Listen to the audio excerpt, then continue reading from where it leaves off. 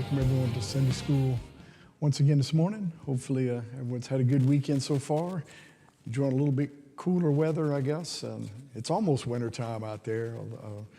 I don't. The rest of the world, this is not winter. This is still summertime in most places, but at least we are getting a little break from some of that heat. It's good to see Brother Brian back from all his travels everywhere. Would you mind opening our class with prayer for us this morning?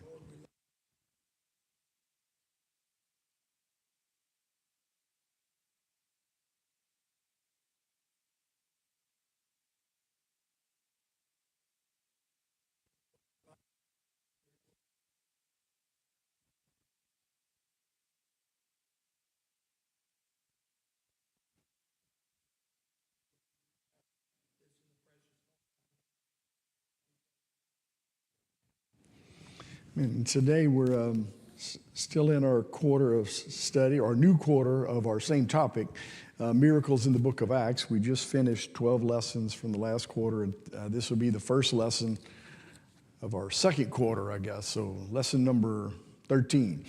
And today's lesson is going to be from Acts chapter 12, verse 20 to 25. And if you were here last week, you got a pre-taste of this week. We kind of touched on the miracle this time in last lesson. In the last lesson, we were introduced to King Herod. This verse from our last week was Acts 12, verse 1. Now, about that time, Herod the king stretched forth his hands to vex certain of the church. And he killed James, the brother of John, with the sword. And because he saw it pleased the Jews, he proceeded further to take Peter also.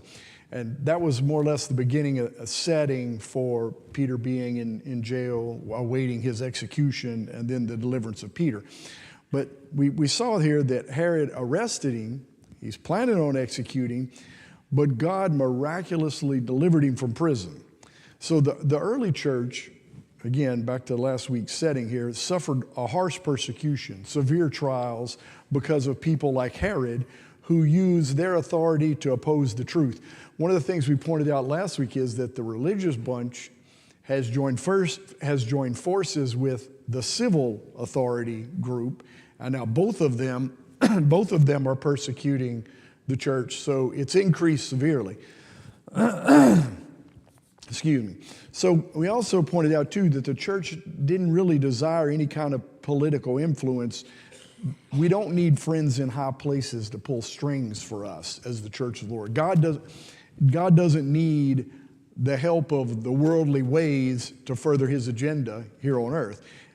That's our job. The church is to be furthering what the Lord's wanting to do in this world at this time. So back then in our time setting of last week, the Christians were willing to trust God. Even though the religious were persecuting, even though the civil authorities were persecuting them, they're not falling into any of that trap. They're 100% trusting the Lord. So earthly leaders were not of any great value to the early church because the believers got their direction from the highest throne of all. That's what we should be doing today.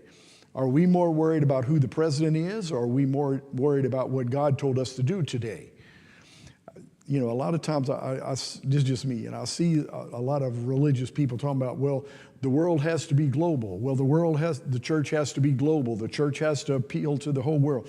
In reality, the church just has to do what God told them to do, global or not. There are things we do here that we think is just right here in our little community, but they actually change events on the world stage constantly. Look at the early church as an example of what we're talking about. 12 men totally changed the entire known world at their time frame because they were willing to do what God told them to do. In our text from last week and in general today, as long as we understand that God is the final authority, then we can't help but be a praying people.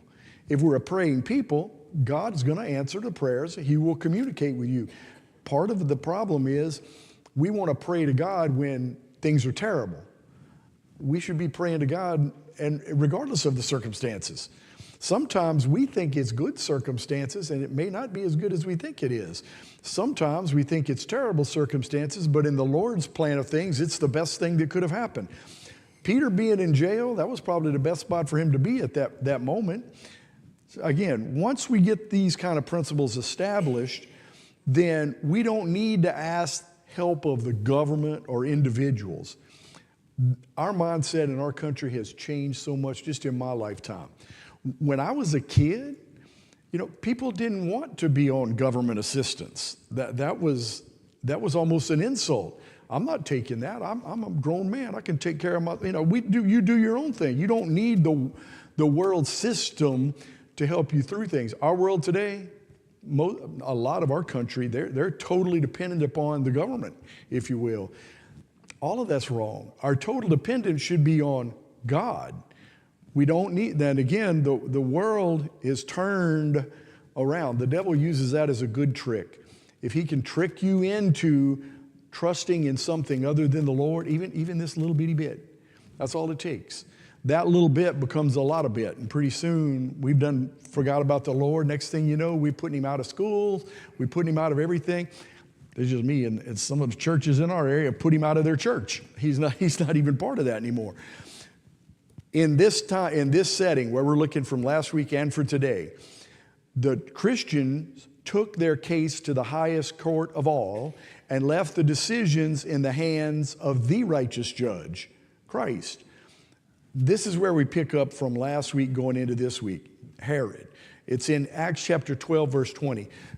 We started last week with, he stretched forth his hand against the church. He killed James. He's trying to kill Peter. But look how Herod ended up. This is Acts 12, verse 20. It says this, and Herod was highly displeased with them of Tyre and Sidon. But they came with one accord to him, and having made Blastus the king's chamberlain their friend, desired peace because their country was nourished by the king's country. And upon a set day, Herod arrayed in royal apparel and sat upon his throne and made an oration unto them. And the people gave a shout, saying, it is the voice of a God, not of man. And immediately the angel of the Lord smote him, because he gave not God the glory, and he was eaten of worms and gave up the ghost. But the word of God grew and multiplied. And Barnabas and Saul returned from Jerusalem when they had fulfilled their ministry, and took with them John, whose surname was Mark. So look at the setting of this miracle, a miracle of judgment, I guess, if you will, as we go. In this setting, in verse 20, this provides us with the events that led to God's immediate, excuse me, I'm sorry about the cough, and I got that sinus drip thing going on. It led to the events that led to God's immediate judgment of an individual. At this period of time, shortly, and Peter has just escaped from jail. He's already probably aggravated because he missed that, because Peter evaded him there. Then he became angry with Tyre and Sidon. These are two coastal cities. They're on a narrow strip of land right between the mountain and the sea, right off to the west of where they were. So these cities largely depended upon Palestine for their food supply, because of where they're situated right in between those mountains and the coast. There's not a lot of farmland there.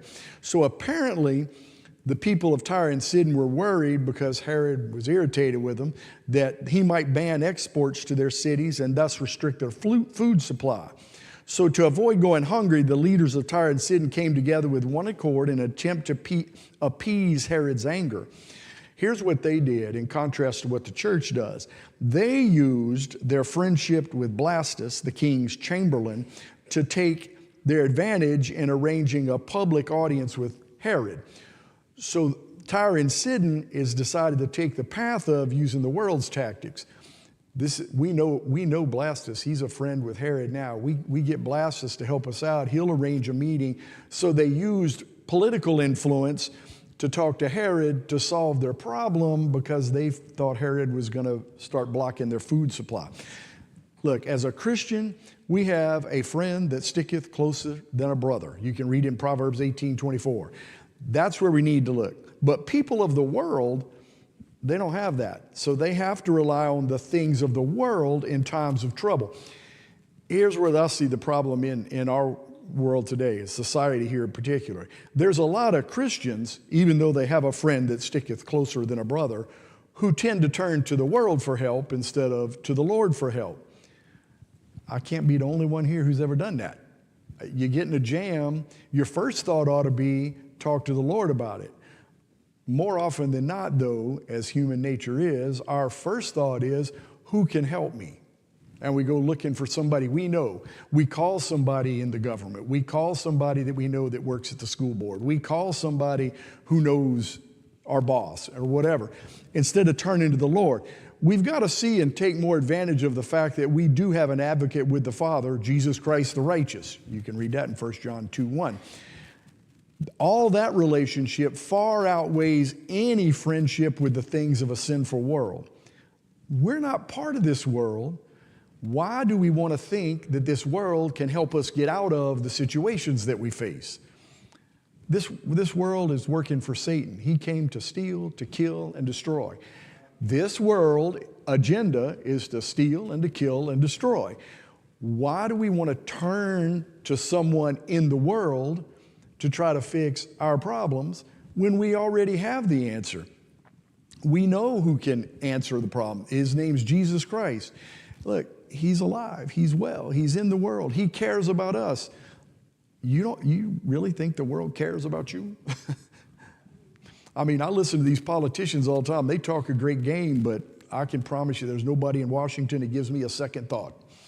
I'd venture there's not even anybody in Washington who even knows what my name is. Bring it a little closer, I doubt anybody in Baton Rouge knows what my name is. But I know the Father of all of it, Jesus Christ, he knows what my name is. He knows what I'm doing today. He knows what I'm going to do tomorrow. He knows what I did in the past. He knows what I'm going to do in the future. Who better to ask for the help? So in our text here, the people of Tyre and Sidon, they began to ask the help of Blastus with the meeting to provide opportunity to talk to Herod. Then we want to look at how Herod responded. Herod's response, I think, led more so to this miracle of judgment than their actions, but we don't want to lose sight of both of those. But look at his response. Because they're coming to him, they're groveling at his feet, if you will. He knows they've got him over a barrel.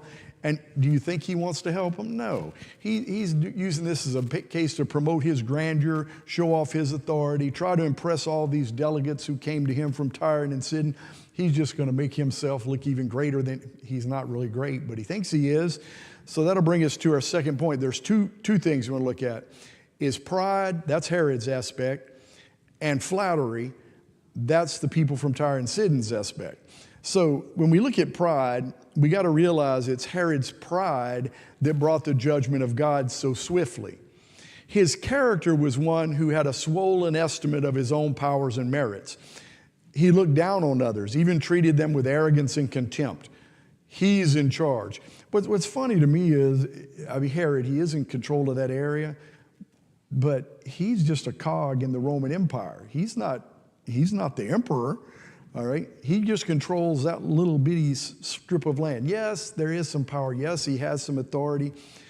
But in the grand scheme of things, he didn't have a whole lot of earthly authority. But that's where they turn to. That's what he thinks. I'm in charge. He's already murdered James. He's attempted to murder Peter. All that's bad enough. But then when Herod refused to give God the glory for all the praise that's given him from the people of Tyre and Sidon, God's had enough of all that. We can't be guilty of underestimating the damage that pride can do in our life. We can take that forward to us. We're just like that. Aside from the Lord, pride is in everybody. We think we matter. I know I don't want to be too harsh with that, but in the grand scheme of things, unless you're doing it in the Lord, you don't matter. It's Christ in us that matters, not us. The only reason we matter is because God chose to have grace and mercy on us. To life of me, sometimes I look at the things I've done in my life and don't know why he wants to keep me, but he does. We can't have pride. There's nothing to be proud about. Aside from Christ, you're just a sinner walking in the world like every single other person in the whole wide world. Look at what the Bible teaches us about pride. According to the first epistle of John, pride is one of the three bases for all of sin. It's 1 John 2:16. For all that is in the world, the lust of the flesh, the lust of the eyes, and the pride of life is not of the Father, but is of the world. All three of these, the lust of the flesh, that's things that feel good. The lust of the eyes, that's things that look good. And the pride of life, that's things that make me look good. All three of those three are pretty much the basis of all the sin in the whole wide world. It usually comes back to one of those three things. You're either attempting to please this flesh, it feels good, or you're seeing something that looks good. Think about Adam and Eve in the garden. Food of the tree, it looks good to eat. Or the pride of life. It makes me look good. I am so much better than everybody around me because of the things I've done. That's when you start getting in trouble. That's where Herod kind of was. So notice again in the Bible, it has a lot to say about this pride, and God speaks a lot in opposition to that. There's several verses we could look at in passages of Scripture. Here's some things we can see about pride. Number one is God hates pride. Proverbs 8:13. The fear of the Lord is to hate evil, pride and arrogance, and the evil way, and the froward mouth do I hate. God resists the proud, James 4:6. But he giveth more grace, wherefore he saith, God resisteth the proud, but giveth grace to the humble. Remember I said a minute ago, we're not anything aside from his grace and his mercy. We just read it right there. Grace goes to who? The humble, not the prideful. Third thing we see is that pride is a sin. Proverbs 21:4. And an high look and a proud heart and the plowing of the wicked is sin. Pride is a sin of the spirit. It defiles men. It's Mark 7:21. For from within, out of the heart of men, proceed evil thoughts, adulteries, fornications, murders, thefts, covetousness, wickedness, deceit, lasciviousness, an evil eye, blasphemy, pride, and foolishness. All of these things come from within and defile the man. Pride's in here. It's not an outward thing. Next, we can see that pride separates us from God. Psalm 10:4. The wicked, through the pride of his countenance, will not seek after God. God is not in all his thoughts. Pride separates you from the Lord.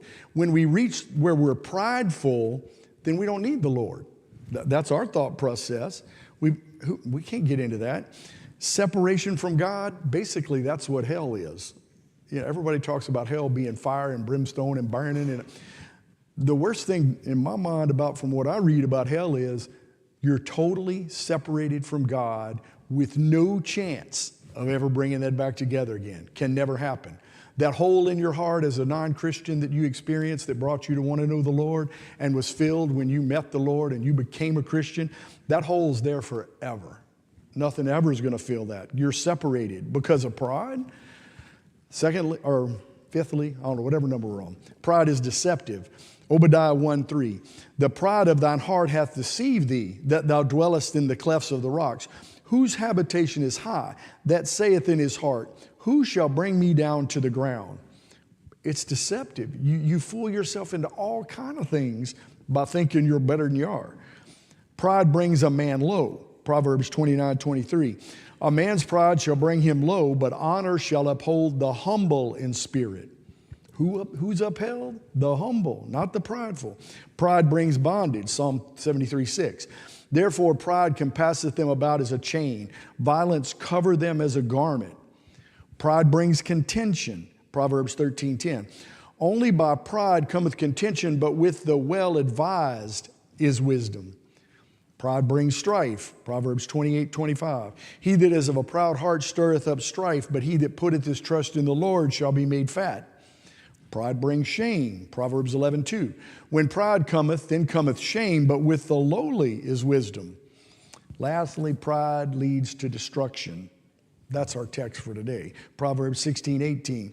Pride goeth before destruction, and an haughty spirit before a fall. I read all these characteristics, what the Bible says about pride.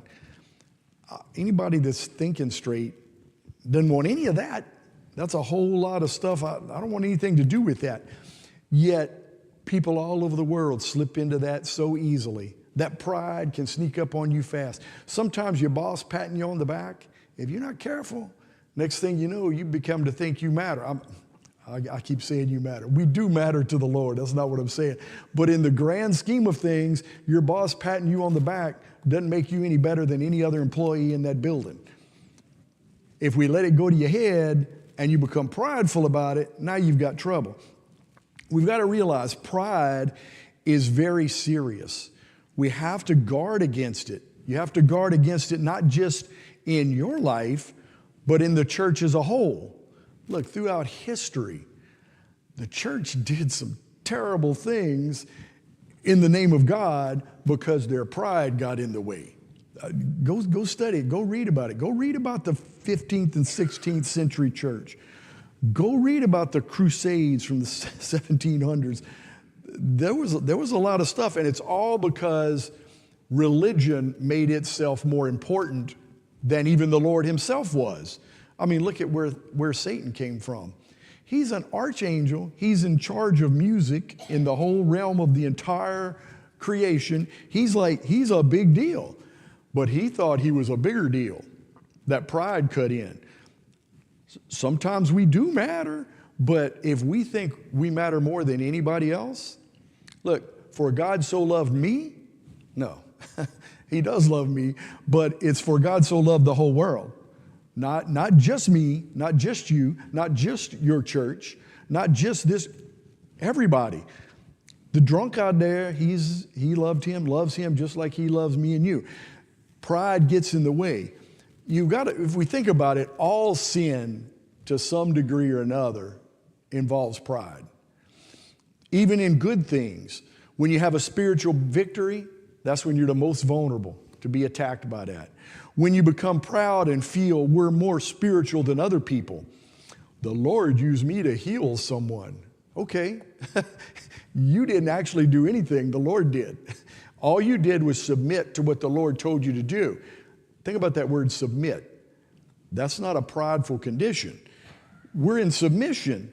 We're not in charge. God's in charge. We're following directions. We got to realize we're called to follow directions. Don't get caught up in how great and awesome we are because the Lord uses us somewhere. It's not us, it's Him. That's what happened in Luke chapter 10. I want to read an account of some early church people. This is in Luke 10, verse 17. You'll probably recognize it even if you didn't notice where it was. But it says, "And the 70 returned again with joy, saying, Lord, even the devils are subjects unto us through thy name. And he said unto them, I beheld Satan as lightning fall from heaven. Behold, I gave unto you power to tread on serpents and scorpions and over all the power of the enemy, and nothing shall by any means hurt you." A lot of people stop right there. We're in charge. God's gave us the authority. We can heal people. We can move. We can do this. We can deliver. But this is what God said, verse 20. "Notwithstanding, in this rejoice not." Okay, you did all this great stuff, but hold on, don't get too excited. "The spirits are subject unto you. Notwithstanding in this rejoice not that the spirits are subject unto you." They are through the Lord. "But rather rejoice because your names are written in heaven." There's our rejoicing. Don't rejoice in the circumstances, even when God uses us in a mighty way to move. I'm not saying you shouldn't be rejoicing when someone gets saved. You shouldn't rejoice when somebody gets healed.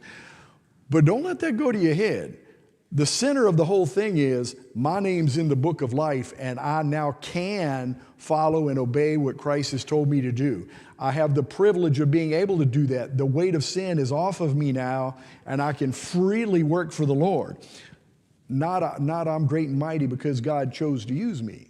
And that's not it.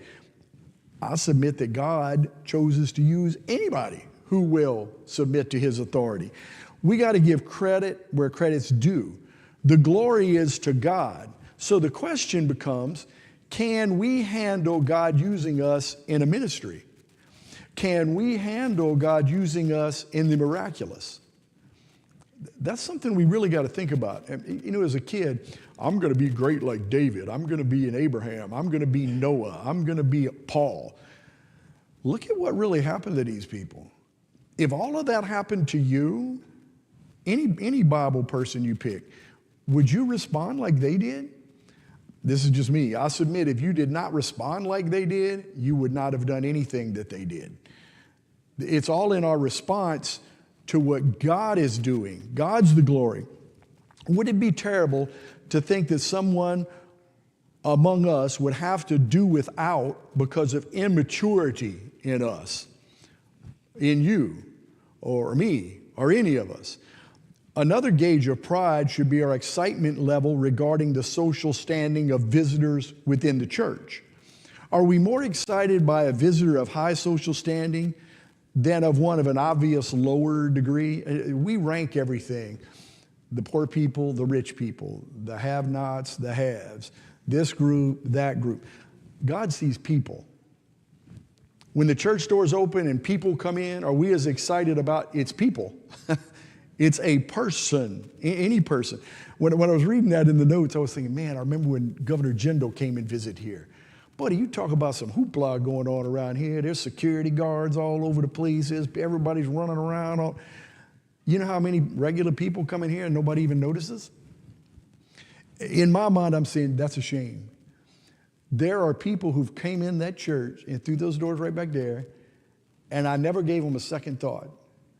Yet when the governor comes, I'm in awe. I should have been just as much in awe that so-and-so came, whoever it is. That pride's creeping in. If any of these things we just talked about are evident in our lives or even in our thought process, then pride's there. This is where the danger is. If it's in your thought process, it's not going to be long till it's in your actions. Catch it in your thoughts. My grandpa used to tell me all the time, look, you can think whatever you want, just don't say it out loud. Well, to some degree, there's some truth in that. That'll keep you out of trouble. You won't make everybody mad. You ever heard anybody looking around and they go, ooh, did I say that out loud? All right. I'm not submitting that it's okay to think whatever you want, though, but I can see that the essence of that is, though, if it doesn't get out, the world doesn't see it, but guess who does see it, even when it's a thought? If you're thinking that I say that out loud, well, you didn't have to say it out loud. God heard it when you thought it. Our problem is this pride sneaks in here because we start thinking along that line. Next thing you know, we do matter in our own selves. You know, most people have a way overestimation of their own selves. Again, God is not a respecter of persons. Look, he's not impressed by any of this. He's not impressed by how much money you have. It's his anyway. He's not impressed by how much authority you have. All power in heaven and earth are his. He's not impressed by how physically attractive someone is. Thank goodness for me, I'd have never made it. Look, beauty is vain. It's short-lived at best. Look, I look in the mirror every morning and I'm like, all right, I still think I'm that 18-year-old kid, but that's not what I'm looking at no more. What happened to that guy? I used to think, man, I'd like to have that guy back. But the older I'm getting, actually, no, I don't want nothing to do. That guy was crazy. I'll take where I'm at right now. Look, God looks past all the stuff. He doesn't see attractiveness. He doesn't see authority. He doesn't see money because he is the attraction. He is the authority. He is all the money, if you will. He sees eternal souls. Everyone is equally valuable in his eyes. Sort of like seeing an athlete or a musician in a young person and nobody else sees it yet. I see that. I teach this junior high. Every now and then I get this kid, they're going to be great. I can see it in them. That's one thing I like about doing the band class. When I see that potential, I can bring that person along a little bit. Come on, you can do it. You can play this. You can play that. And before you know it, I guess I'm being prideful. I should not be. There's probably a dozen band directors out there in the world that I taught them.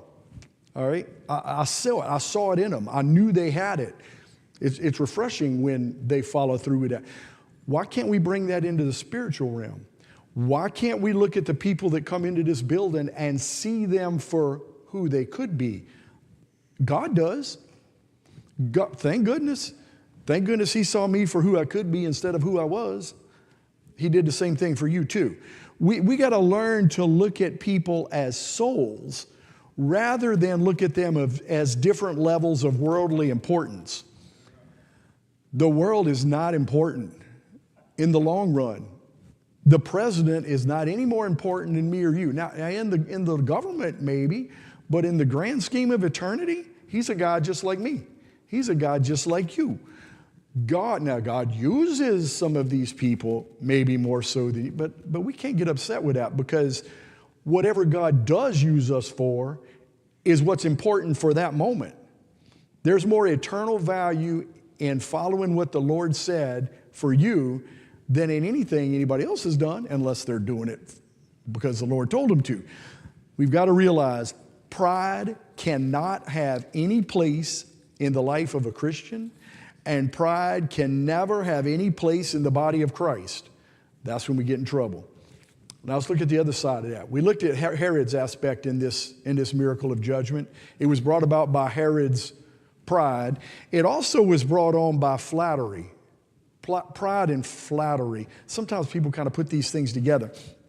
Flattery means excessive or insincere praise. So the people in our text begin to flatter Herod. They told him he was a god, and he loved every minute of that. That's his pride. But flattery is just as much a sin as pride is. The world still lives for praise and self-worship. Man has made a god of himself by worshiping and serving the creature more than the creator. Romans 1:25, who changed the truth of God into a lie and worship and serve the creature more than the creator, who is blessed forever.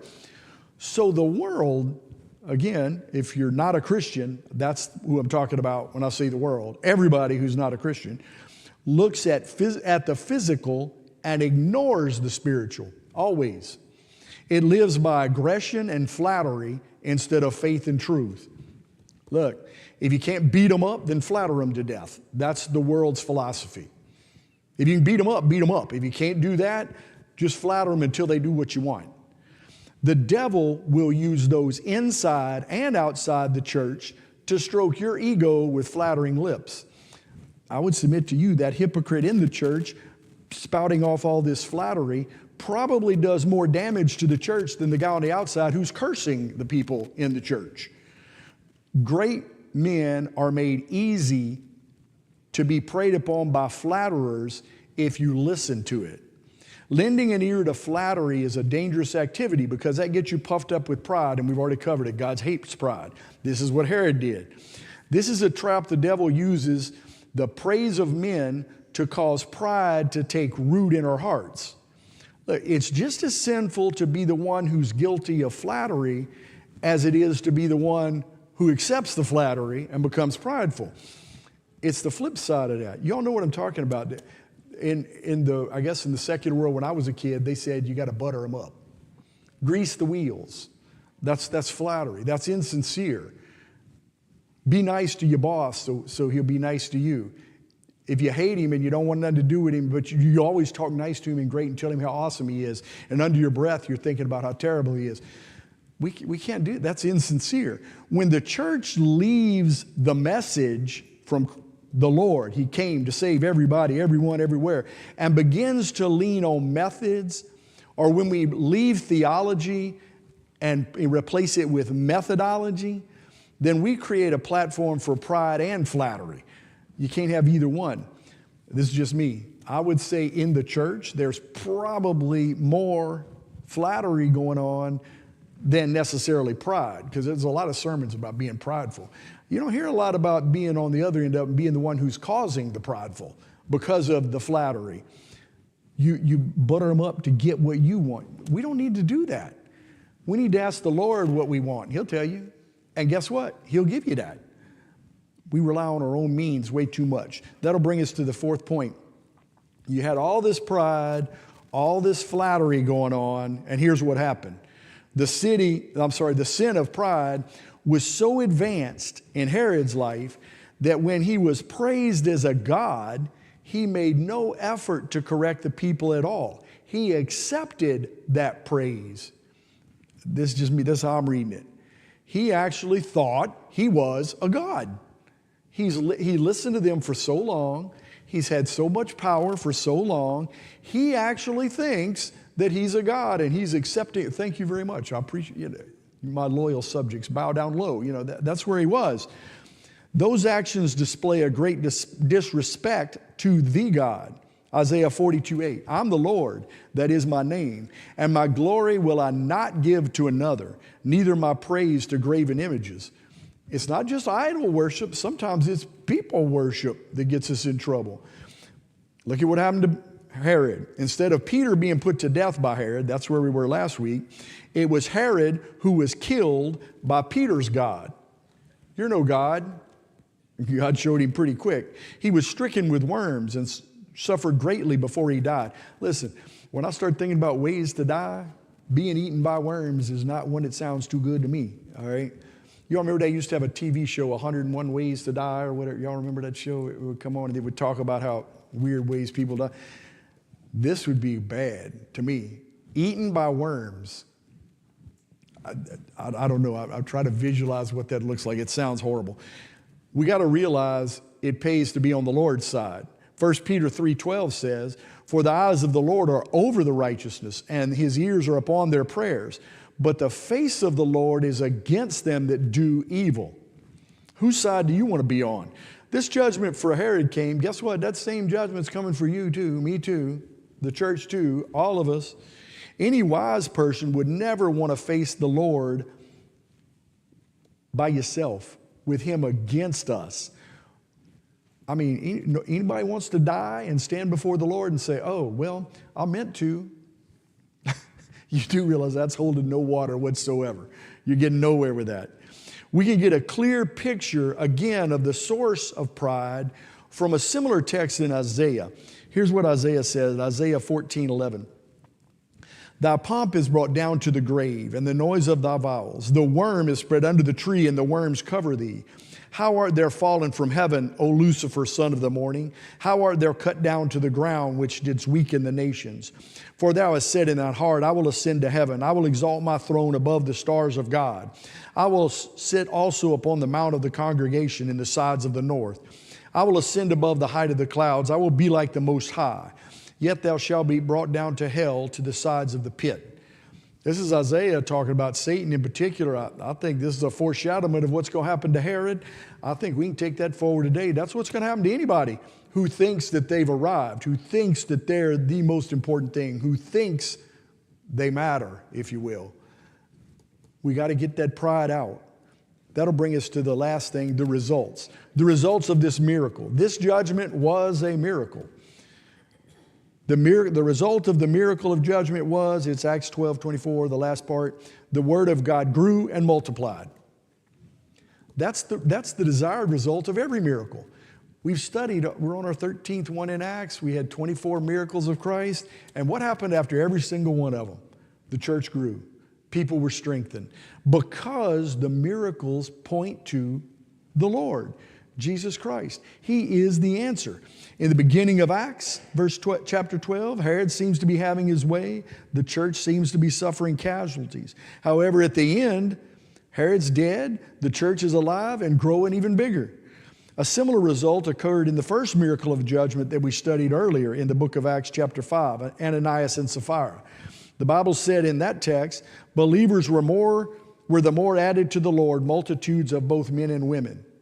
So not only did the church grow from direct persecution from the wicked, but it also grew and advanced significantly after evildoers were eliminated through God's judgment.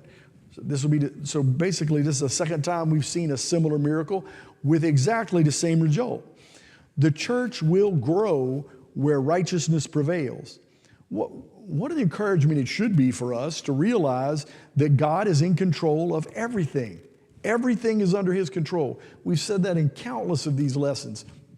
Stop looking at the circumstances. Look at what God said. The only thing that matters is what God said, because that is what's going to happen. Not it might happen, it is what's going to happen. Or in some cases, it's what's already happened. We don't have to worry about the outcome of the battle. We face battles every day. This world, look, if you don't think this world is fighting against you, you're blind, you got your head in the sand, you need to wake up. All right? The devil's here to steal, kill, and destroy. If you don't want to acknowledge he's trying to kill, steal, and destroy you, they'll just make it that much easier for him to do it. Sit up and look at what's going on. Our concern is not the devil. Our concern is being obedience to the will of God. Let God fight the battle. I've been reading in the mornings from Kings and Chronicles, all these accounts of all these, the kings of Israel and Judah and all that. There's probably 5 or 6 times I've read so far where the king says, God, should I go out in there and battle this fight? And God says, yeah, you can go out there, but I'm going to destroy them all before you ever get there. And that's exactly what happened. They went out there to fight, and when they got there, they were already all dead. They were already gone. There were several instances in Kings and Chronicles where they came out of the siege city and everybody was gone. They looted all their stuff, went back into the city. Look, if God be for us, who can be against us? So in conclusion, I want to look at there's a couple of old hymns that masterfully sum up both of these two lessons. They sum up these miracles of deliverance and judgment. A lot of hymns capture trusting God for victory, His sovereign control over the church and our battles. I'm going to give you some examples. They closely align with our text from last week and from this week. First one is "A Mighty Fortress is Our God," written by Martin Luther. It emphasizes God as our strength and refuge and protector in the spiritual battles we face. Here's verse 3, part of the words. "The prince of darkness grim, we tremble not for him. His rage we can endure, for lo, his doom is sure." Another one is "Onward Christian Soldiers." It reflects the church's triumphant growth and movement under Christ's leadership. It encourages us to trust in His guidance and protection. Verse 3 from this one. "Like a mighty army moves the church of God. Brothers, we are treading where the saints have trod. Have thine own way, Lord." This encourages submission to God's will and trust in His power and directions, like the call to walk in obedience. Trust Him to fight the battles. "Have thine own way, Lord, have thine own way. Hold o'er my being absolute sway." Next we want to look at is "Trust and Obey." The hymn captures the idea of walking in obedience, trusting God for the outcomes, reinforcing there's no better way to live than in His will. What He says we will do, where He sends we will go. Never fear, only trust and obey. That's verse 4. Last one I want to look at is "It is well with my soul." This expresses confidence and peace in God's control, even in the middle of life's trials and battles, reminding us of His and our, in Him, ultimate victory. "O Lord, haste the day when my faith shall be sight, the clouds be rolled back as a scroll. The trump shall resound and the Lord shall descend. Even so, it is well with my soul." All of these, they beautifully reflect and encourage and give us a reassurance found in knowing God is in control, depending upon His righteousness, just like these last two lessons. All of His righteousness, dependence upon Him, leads to blessings and growth. I want to take a minute. I just saw when I was studying it, I want to put together the verses that I just read from these 5 hymns. And this sums up all of these last 2 lessons. I'm just going to put them all together, the parts that I read. Here's what all of that together says. "The prince of darkness grim, we tremble not for him. His rage we can endure, for lo, his doom is sure. Like a mighty army moves the church of God. Brothers, we are treading where the saints have trod. Have thine own way, Lord, have thine own way. Hold o'er my being absolute sway. What He says we will do, where He sends we will go. Never fear, only trust and obey. O Lord, haste the day when my faith shall be sight, and the clouds be rolled back as a scroll. The trump shall resound, and the Lord shall descend. Even so, it is well with my soul."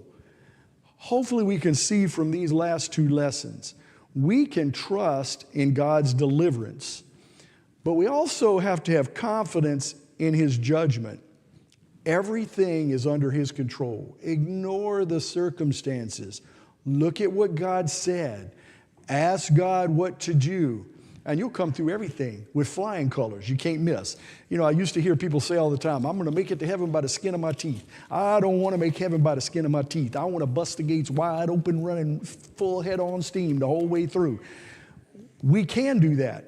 We can see it. You can read. All of these miracles are pointing to that. Miracles point to Jesus Christ. That's the answer. Thank you all very much. I look forward to seeing you all next week.